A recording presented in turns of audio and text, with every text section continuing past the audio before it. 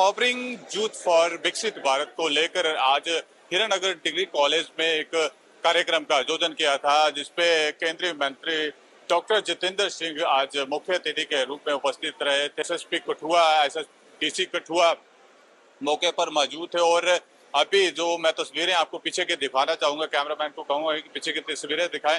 ये जो तस्वीरें आप देख रहे हैं, यहाँ पर ये जो जगह है, यहाँ पर केंद्रीय मंत्री डॉक्टर जितेंद्र सिंह खुद यहाँ पर बैठे हुए हैं और लोगों की जो समस्याएं हैं, लोगों की जो बातें हैं वो सुनी जा रही हैं। और मौके पर हीरानगर में जो है डिग्री कॉलेज में ये जो कार्यक्रम रखा गया, और ये सामने आप देख सकते हैं तस्वीरों में केंद्रीय मंत्री डॉक्टर जितेंद्र सिंह यहाँ पर लोगों की समस्या सुन रहे हैं, ताकि जो लोगों को, हीरानगर के क्षेत्र के लोगों को जिस तरीके की जो समस्याएं आ रही थी उनको जल्द से जल्द हल किया जाए। क्योंकि आज उन्होंने ये जनता दरबार जो है वो खुद रखा है, क्योंकि पहले उनको कुछ ऐसी समस्याएं थी जो उनके तक नहीं पहुंचती थी, लेकिन ये बड़ी एक बात है, बड़ी। डॉक्टर जितेंद्र सिंह खुद लोगों के बीच पहुंचकर ये बात सुन रहे हैं, लोगों की ग्रीवेंस सुन रहे हैं, लोगों की जो समस्याएं हैं उनको सुन रहे हैं। आप जाहिर होता है कि जो समस्याएं लोगों की हैं, छोटी मोटी जो दिक्कत परेशानी है, उनको जल्द से जल्द हल किया जाएगा। और एम्पावरिंग यूथ फॉर विकसित भारत को लेकर भी आज कई सारी चर्चाएं की गई, कई सारे नुक्कड़ नाटक हैं जो वो किए गए हैं, और इसके जरिए जो है भाजपा सरकार की तरफ से जो योजनाएं लागू की गई हैं उनके बारे में बताया गया। और अंत में क्रशर माइनिंग माफिया को डॉक्टर जितेंद्र सिंह ने चेतावनी दी है, और कड़ी चेतावनी दी है कि वो जो भी अवैध तरीके से जो माइनिंग हो रही है उसके ऊपर कड़ी कार्रवाई की जाएगी। उसके ऊपर कोई भी ये मत सोचे कि किसी भी तरीके की कोई उनका साथ दिया जाएगा। माइनिंग को लेकर ये खास बात डॉक्टर जितेंद्र सिंह ने कहा है। हमारा विषय है इलीगल माइनिंग का, जिसके चलते अधिकतर कंस्ट्रक्शन कंपनी का ये कहना है कि कठुआ में विकास तो बहुत हो गया, 200 से अधिक पुल बन गए। उनमें से बहुत से ऐसे जिनकी मिसाल देश के दूसरे हिस्सों में दी जाती है, कीड़िया गड़ियाल, अटल सेतु, जुठाना का बिल अभी जेर तामीर है। लेकिन उन कंस्ट्रक्शन कंपनीज को ये शिकायत है कि आप ही के लोग इलीगल माइनिंग करके इनकी बुनियादें, इनकी नींवें कमजोर कर रहे हैं। अगर ऐसा होता है तो इसका अर्थ ये हुआ कि ये विकास के कार्य जो मोदी जी के आशीर्वाद से हमें प्राप्त हुए, हम शायद इसके काबिल ही नहीं थे, डिजर्व ही नहीं करते। और इसलिए ये जो शाहकार बने हैं, ये प्रगति के, ये जो स्मारक बने हैं विकास के गत 10 वर्षों में, इनको संभालना भी समाज का ही कार्य है, इनके लिए बने हुए। और जहां तक नशे का संबंध है, जो नशे की तजारत में मुब्तला है वो ये ना समझे कि दूसरों के बच्चों को बिगाड़ करके वो मुनाफा कमा रहे हैं।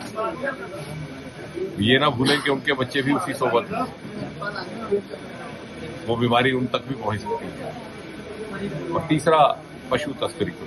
तो 3 मुद्दों को लेकर के विचार भी हुआ, प्रशासन भी था, पुलिस भी था, और एक बड़ी गंभीर कार्रवाई की जाएगी। हमने प्रशासन को आश्वासन दिया है। उनका ये कहना था कि जब भी हम इलीगल क्रशर के खिलाफ कार्रवाई करते हैं तो कुछ एक तथाकथित जनप्रतिनिधि और खुद अपने आप को नेता कहने वाले लोग ही आकर के हमारी कार्रवाई में बाधा बनते हैं। हमने उनसे ये कहा कि हम मोदी जी के उस मंत्र का पालन करने वाले कार्यकर्ता हैं कि ना खाऊंगा ना खाने दूंगा। और इसलिए जहां समाज हित में कार्रवाई हो रही है वो, और हम उनको पूरा सहयोग देंगे, हमारी सारी टोली।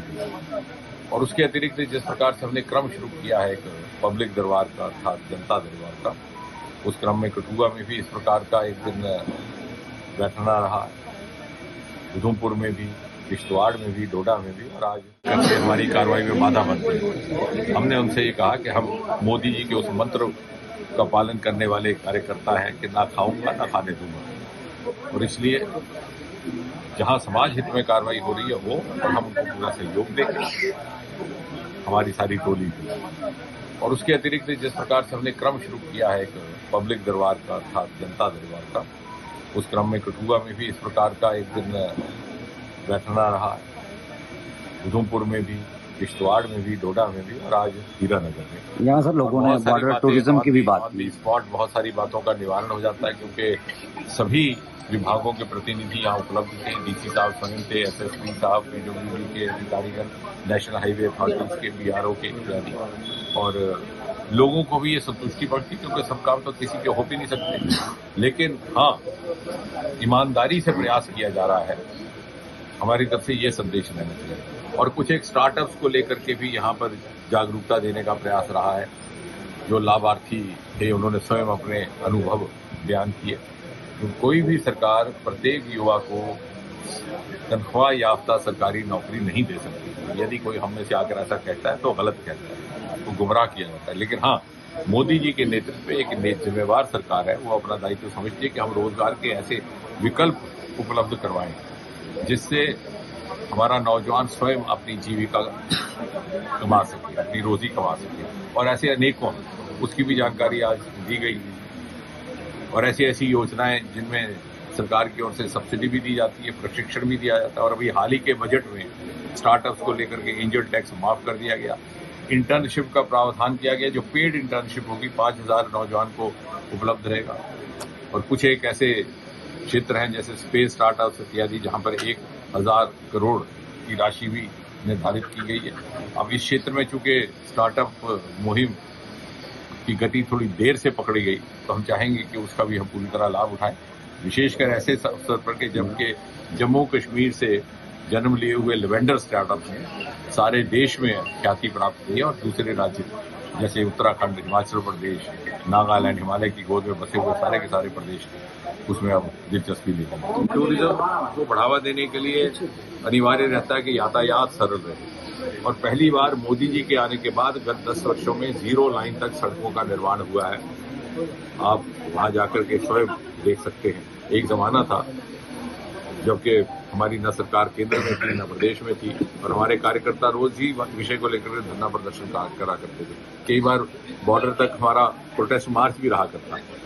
लेकिन मोदी जी ने वो जो क्षेत्रीय असंतुलन था उसे भी समाप्त किया, जो भेदभाव की राजनीति थी उसे भी समाप्त किया, और जहां जिस चीज की आवश्यकता थी उसको वहां पहुंचाना, उसकी पूर्ति करना, ये हमारा निरंतर प्रयास है। आतंकी हमलों को लेकर के सरकार ने अनेकों कार्रवाइयां भी की हैं। उससे सबसे महत्वपूर्ण निर्णय रहा है कि VDGs को फिर से रिवाइव किया गया। और उतना ही नहीं, उनके हथियारों का, उनके शस्त्रों का आधुनिकीकरण, सेल्फ लोडिंग राइफल्स इत्यादि, और VDGs नहीं बनाने का भी ऑप्शन रहेगा, विकल्प रहेगा जहां जहां उसकी आवश्यकता रही। कुछ सेना ने भी अपनी रणनीति में तब्दीली लाई है, जिसको सार्वजनिक तौर पर जिसकी व्याख्या नहीं होती। पब्लिक दीवार में डॉक्टर जितेंद्र सिंह ने कुछ लोगों की समस्याएं भी सुनी और अंदर जो है पब्लिक दीवार चल रहा है वहां पर लोगों की समस्याएं सुनी जा रही हैं। हमारे साथ DDC राजपुरा आशा रानी जी हैं। क्या बातचीत हुई आपकी, क्या डिमांड लेकर आए? नमस्कार, मैं DDC आशा रानी रायपुरा से। पहले हमारा एरिया तो कठुआ में था। अब हम डॉक्टर साहब की कॉन्स्टिट्यूंसी में नहीं होते हुए भी डॉक्टर साहब ने हमें आश्वासन दिया है कि आप जो भी समस्या लेकर आए हो मैं उसको पूरा करूंगा। क्योंकि हमारा ऑपरेशन ग्रिड 10 MBO पहले है, लेकिन वो बहुत ज्यादा लोगों को क्राइस्ट हो रहा है, लोगों को लाइट नहीं मिल रही। और इस समय हमें 10 MB और की बहुत ज्यादा सख्त जरूरत है। और हमारा रायपुरा बॉर्डर एरिया है, वहाँ एजुकेशन के लिए भी लोगों को बहुत दर बदर बच्चों को होना पड़ता है, दूर आने पड़ता है, जैसे गगवाल हो, सांबा हो या कठुआ हो।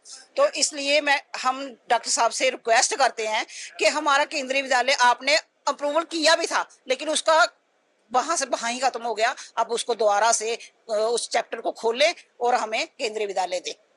डॉक्टर साहब ने हमें आश्वासन दिया है कि वो पूरा होगा, और हमें उम्मीद है क्योंकि हम डॉक्टर साहब सुनते हैं।